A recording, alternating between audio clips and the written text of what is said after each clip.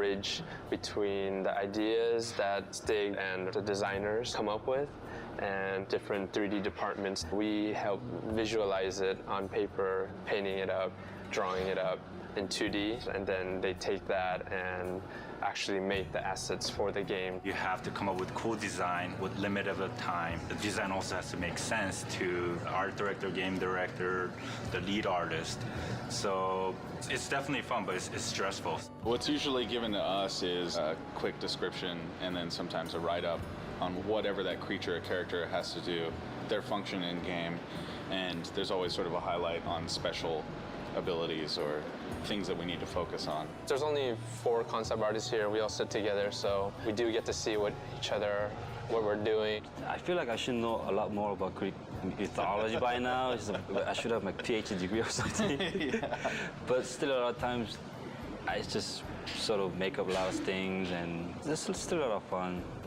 Right now, as you could see on my monitor, working on Pandora's Cage. This is a final concept design that was proved and it's good to go. But to get to this point, there was a lot of sketches, a lot of color variation, a lot of input that I had to get through. We've tried maybe girls hanging together, or we tried maybe girls holding the fire torch, or we even tried the guys holding a cube, or we even tried the guys holding the torch. So after all this variation, the one got picked, which was this 2 characters, Icarus. Because I mainly focus on environment, I took a lot of pictures of myself. Actually, it was my wife took it for me last night.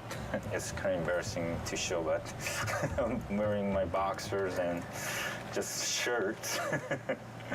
Just try to come up with the pose that I want, even the back part, the front side, and even the hands. So a little frustrating because I do environment paintings, which deals with a lot of rectangles and cubes and where the light is gonna hit and all that. But when it comes to character, it's more organic. For me, it's more difficult.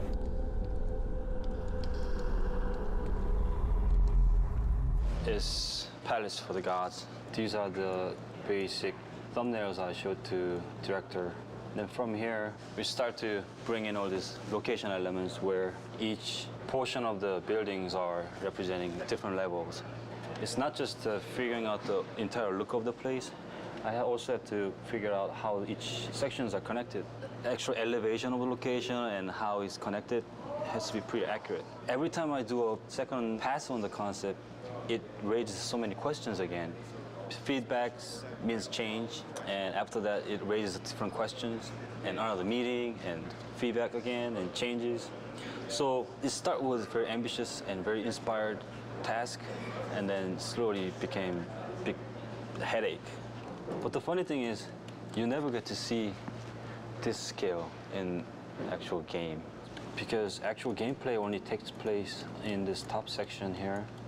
Like you see, it is the entire concept is being drawn out from the entire mountain towards the balcony area where the most gameplays take place.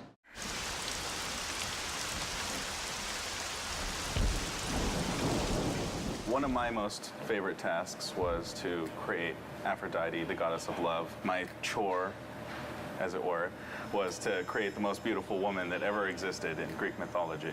Here I've got some initial sketches. There's a lot of Greek art that involves, sort of the bare breast and things like that. So we were trying to come up with a way of framing these really feminine aspects of this character without being just vulgar. I originally had her hair always bound up, very Greek-like, but they really wanted it hanging down. This is the final 3/4 view of Aphrodite. As you can see, some of the stuff that I had originally concepted in the other pieces did stay. One of the mandates for the character was that she have a girdle made by Hephaestus. Some of the backstory is that Aphrodite was given as a wife to Hephaestus by Zeus. In original Greek mythology, she cheats on Hephaestus by bedding down with Ares, the god of war, the original god of war. He punishes her by catching her in a trap with Ares and sort of parades the two of them in front of the other gods to shame them. And she was ashamed. She's a naughty girl. But in our story, he just kept her trapped. We've got various somewhat sexy bondagey entrapments that we've worked up. So the modelers will take this and build, Aphrodite in the flesh. And I must say, I'm really looking forward to see what they do with it. Do you know how long it's been since a real man has come into my chambers? Those bridges outside are nearly destroyed. Zeus refuses to have that stupid mortal Daedalus stop working on his precious labyrinth to fix them.